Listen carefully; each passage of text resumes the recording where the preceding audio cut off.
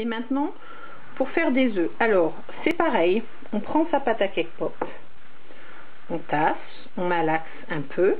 Il faut malaxer un peu, vous voyez, en tassant, pour que vraiment tout se travaille ensemble. Si on se contente de tasser l'extérieur sans vraiment tasser un petit peu l'intérieur, ça ne va pas tenir. Voilà. Alors je l'ai faite un peu plus grosse pour que ce soit un peu plus clair. J'ai fait une boule. Je mets mes pommes en V. C'est une technique qu'on a déjà utilisée pour faire des petits œufs de Pâques en pâte d'amande l'année dernière. Hein. Voilà. Je mets mes pommes en V et je roule comme ça. Et automatiquement, ça va s'affiner en haut. Voyez?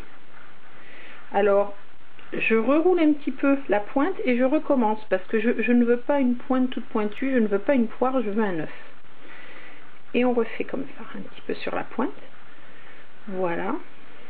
Et on a un petit œuf. Vous voyez, ça ressemble à un œuf. Je ne sais pas si on se rend bien compte. Voilà. On va faire ça avec toutes nos cake pop. Alors moi, je vais les planter dans ce sens-là sur mon bâton. Vous voyez, le bâton va venir là. Donc je vais les poser comme ça.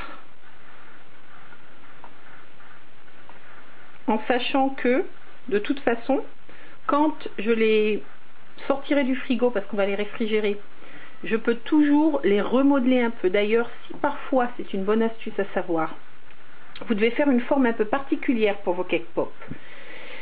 Et que ce n'est pas tout à fait ce que vous voulez, parce que bon, c'est tiède, c'est mou. Vous les mettez au frigo, et quand c'est froid et durci, ça reste quand même malléable. Donc vous pourrez quand même corriger la forme. Ou si tout simplement, au moment de les tremper, vous vous dites, zut, c'est pas vraiment la forme que je voulais, vous pouvez aussi corriger la forme. C'est pour ça que je conseille de réfrigérer vos cake pop tels quels, puis vous les ressortirez du frigo pour planter les bâtons. L'avantage est double. Vous avez une chance de corriger la forme, parce qu'une fois que le bâton est planté dedans avec le chocolat, on ne peut plus trop faire. Et en plus, votre chocolat va se figer beaucoup plus vite dans la cake pop sur le bâton, puisque la cake pop sera froid, ce qui fait un travail plus facile. Voilà mon deuxième œuf. Je vais finir mes petits œufs, et je vous retrouve après pour faire le bâton dans la cake pop. Voilà, le candy melt est prêt. Je vais pouvoir tremper mes pops. Alors, pour tremper les pops, on va d'abord planter un bâton dedans. Alors, je ne sais pas si vous voyez, je vais rapprocher. J'ai mes bâtons de sucette. Prenez des bâtons qui fassent au moins 10 à 15 cm. Moi, j'aime bien les 15 cm. Parce qu'ensuite, vous allez devoir le planter dans un bloc de polystyrène. J'en ai préparé un ici. J'ai mis un petit peu d'alu. Comme ça, si du candy melt goutte dessus, j'ai juste à changer l'alu. C'est plus facile que d'essayer de nettoyer du polystyrène. Alors commencez, si vous avez comme moi un petit bloc, à planter par le centre et en vous éloignant en faisant le tour, parce que si vous plantez tout d'un côté, les pops sont très lourdes et elles sont très hautes, ça va renverser votre base. Pour faire une cake pop en forme d'œuf de Pâques, donc je vous rappelle brièvement, nous avons roulé notre boule entre nos paumes ouvertes, nous avons mis à refroidir. Je prends simplement mon bâton à cake pop, je le trempe dans un peu de candy melt, j'insère dans mon œuf, je lisse, voilà.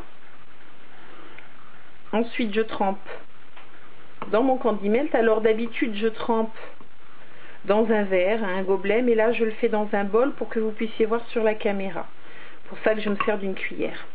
Mais si vous le faites à la maison, versez votre candy melt une fois qu'il est trempé et fondu dans un bol étroit, un verre étroit, et ce sera très bien. Voilà, je tapote pour enlever l'excédent.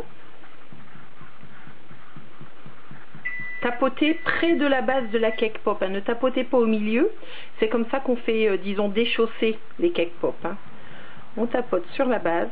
Là, c'est pas trop grave si c'est pas parfait, puisque je vais couvrir de sucre. Je vais lui donner un effet pastel, non, même un peu plus vif que ça, rose vif. Alors je prends mon sucre coloré. Vous pouvez le faire soi-même ou l'acheter dans le commerce, et je saupoudre ma cake pop bien partout. Je n'oublie pas le dessus. Alors je récupère dans une assiette et puis après je reverserai dans un verre et je m'en resservirai. Voilà. Et vous voyez, j'ai une jolie cake pop, toute cristallisée, comme un petit œuf de Pâques sur les cartes de vœux de Pâques. Je ne sais pas si on se rend bien compte à la lumière, je vais bouger la caméra. Je ne sais pas si vous voyez mieux. Voici une très jolie cake pop.